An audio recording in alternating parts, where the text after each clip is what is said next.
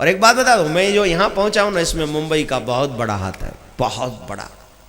आप लोगों का बहुत सपोर्ट मुझे पिछले 4-5 सालों से मिल। मैं सोचता था कि ये बात कहूं कि नहीं कहूं, नहीं कहूं, कहूं। मुझे लगता है कह ही देना चाहिए, सच तो कहना चाहिए। और वो सच ये है कि हमें यहां तक पहुंचाने में मुंबई का बहुत बड़ा हाथ है, बहुत बड़ा हाथ है। कल भी कई भक्त आए, वो अब मैं तो ये तो नहीं बताऊंगा कि कितना, पर वो दान पात्र में कोई अच्छा खासा छिपा के डाल के चले गए। कई लोग ऐसे होते ना, नहीं आना सामने, बस छिपा के डाल गए। ठाकुर जी का मंदिर बन जाए, ठाकुर जी का आश्रम बन जाए, ये आपकी अटैचमेंट है हमारे साथ, हमारे गोविंद के साथ। इसके लिए बहुत बहुत साधुवाद, बहुत बहुत धन्यवाद, बहुत बहुत। और सुनो, अभी कम से कम 15 साल और बना के रखना भैया, छोड़ना नहीं। अपने टोटल 20 करेंगे, 5 निकल गए, 15 और उसके बाद गुड बाय। नहीं साहब, 15 साल और है अभी, और तब बुढ़ापा आ जाएगा, फिर थोड़ी ना बोल पाएंगे इतना। तुम्हारी तरह दम थोड़ी है, तुमने देसी घी खाया हो, हमने तो ही खाया हो। तो आइए मेरे भाई बहन, प्रहलाद जी महाराज की भक्ति सर्वश्रेष्ठ है, जिन्होंने धर्म के झंडे को सबसे ऊपर जाके गाड़ दिया।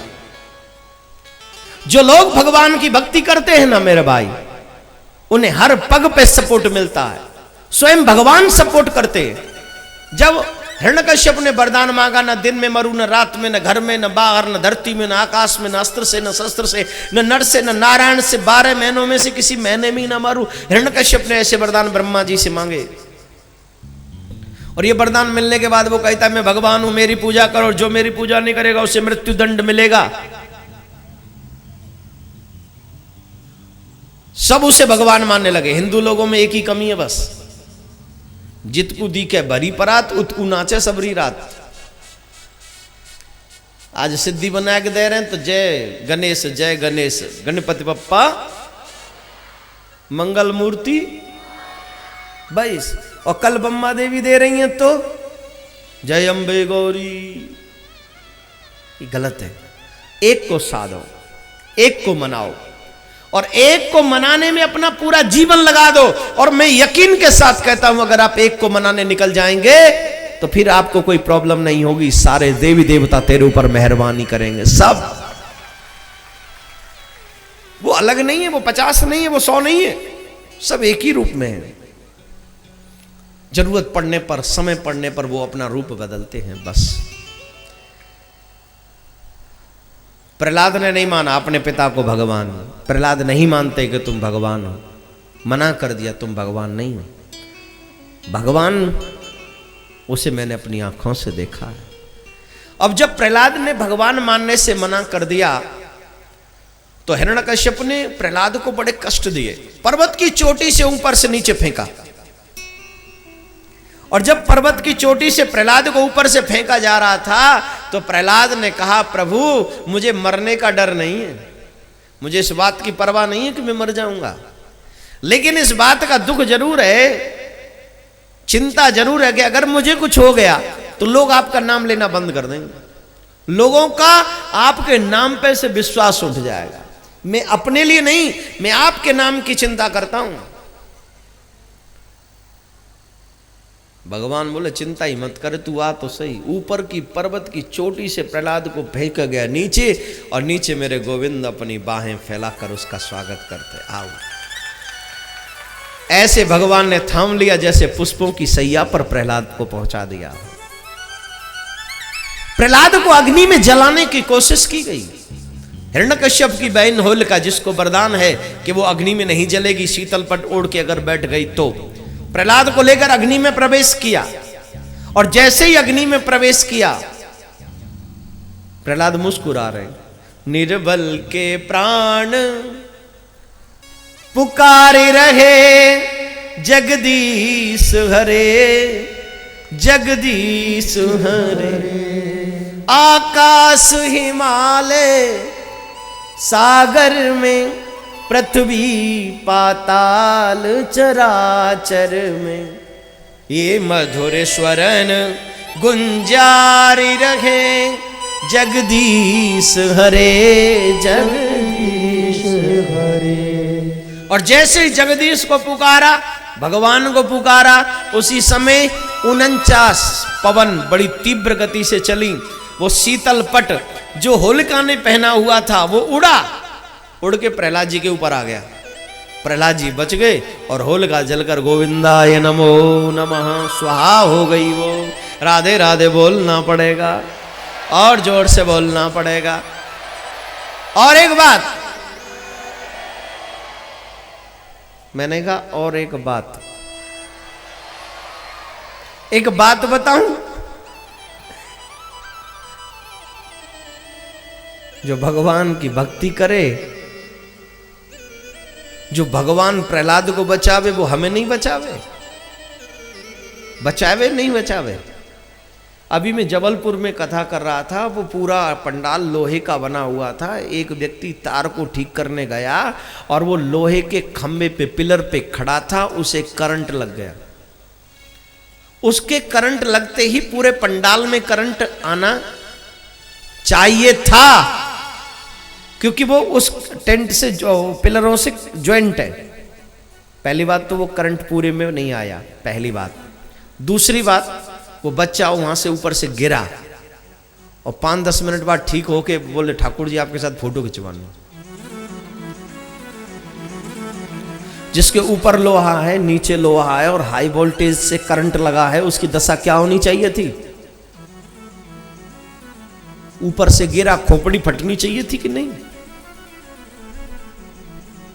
ये जब ऐसे चमत्कार आज हो सकते हैं तो भागवत प्रमाणित है मेरे भाई बहन। उन मूर्खों को सबक नहीं मिले तो उनको मिलेगा कैसे? तुझे यकीन ही नहीं है।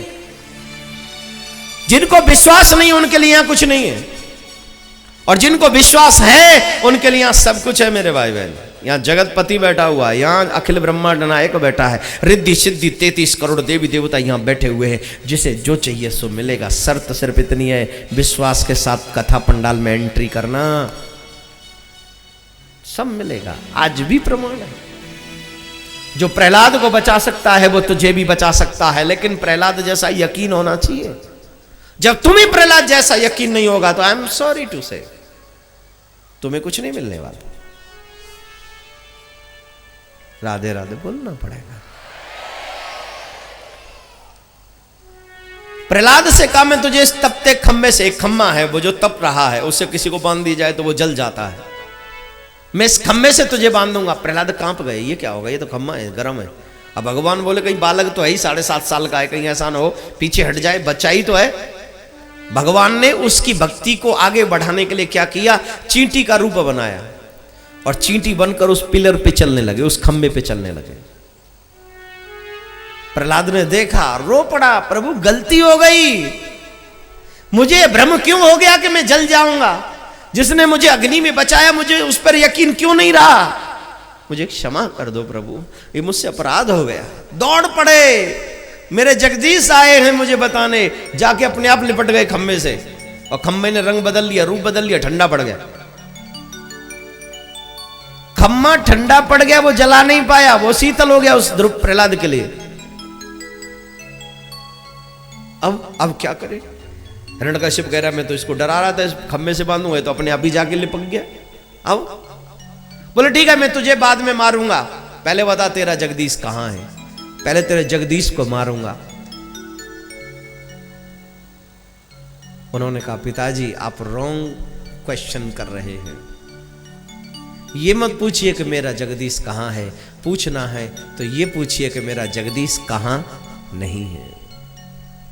सर्वम कृष्णमयम जगत, श्री वल्लभाचार्य जी महाराज कहते हैं।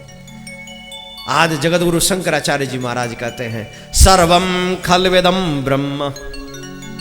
रामायण कहती है हरि व्यापक सर्वत्र समान, कहु सो कहां जहां प्रभु नहीं। ऐसी जगह ढूंढ के बताओ जहां प्रभु नहीं है।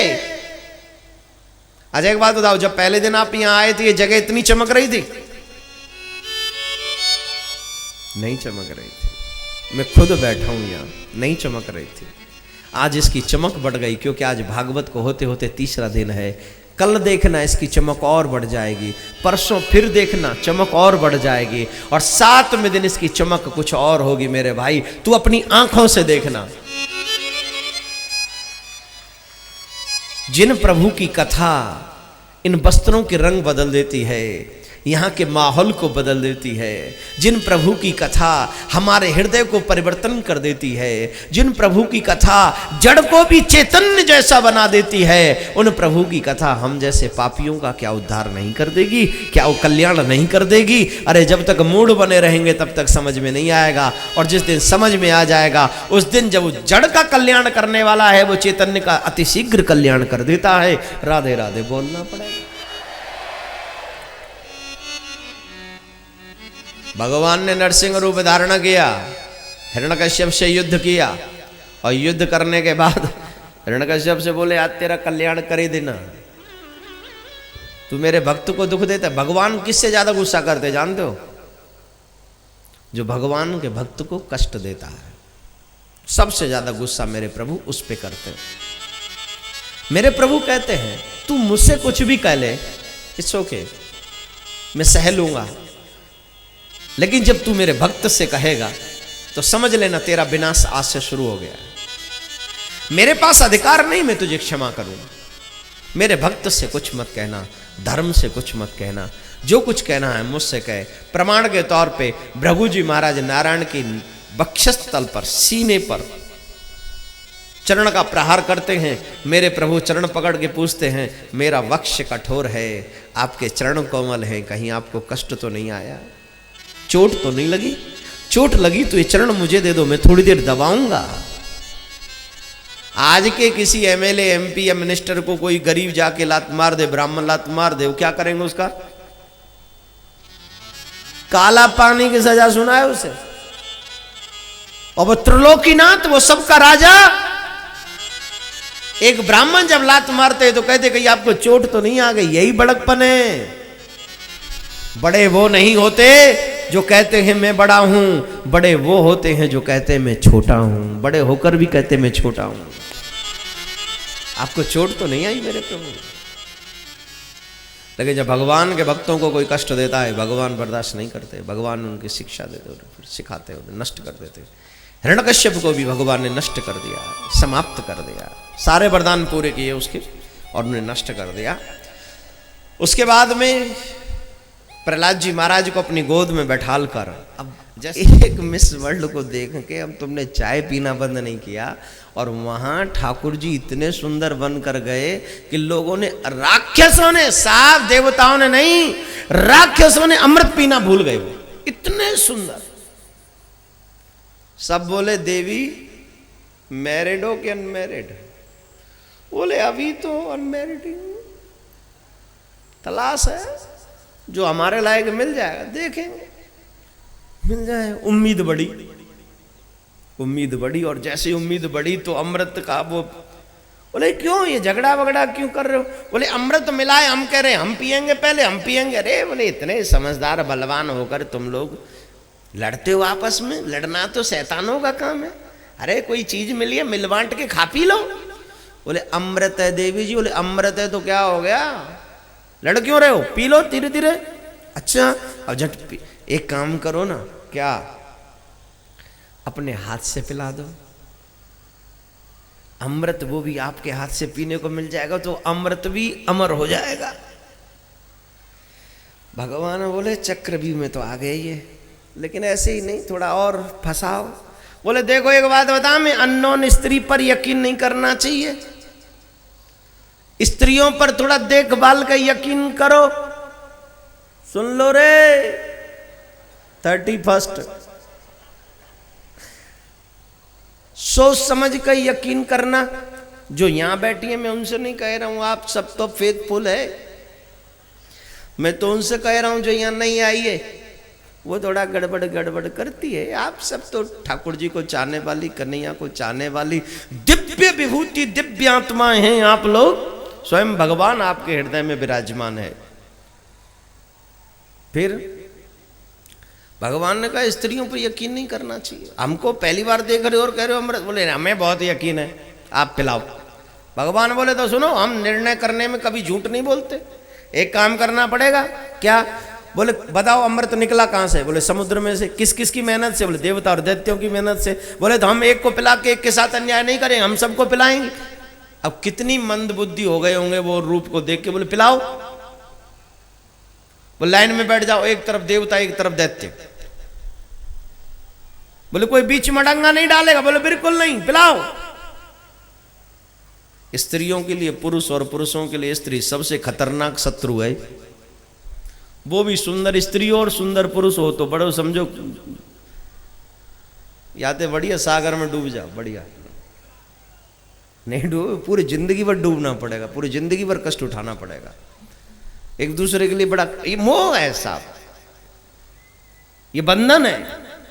और आप भी इसी चक्कर में दुखी है, हम भी इसी चक्कर में दुखी है, हम सब इसी चक्कर में दुखी है। और इस चक्करों को दूर कर सकता है तो वह सुदर्शन चक्रधारी दूर कर सकता है, कोई और इस चक्कर को दूर नहीं कर सकता।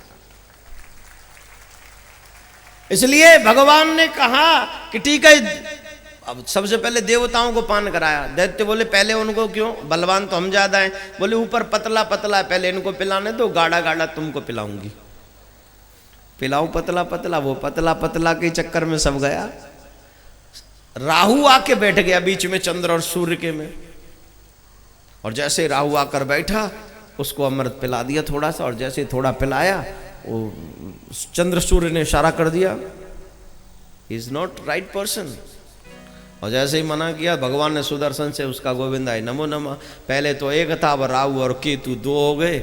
लेकिन मना करने वाले चंद्र और सूर्य पर आज भी विपत्ति आती है।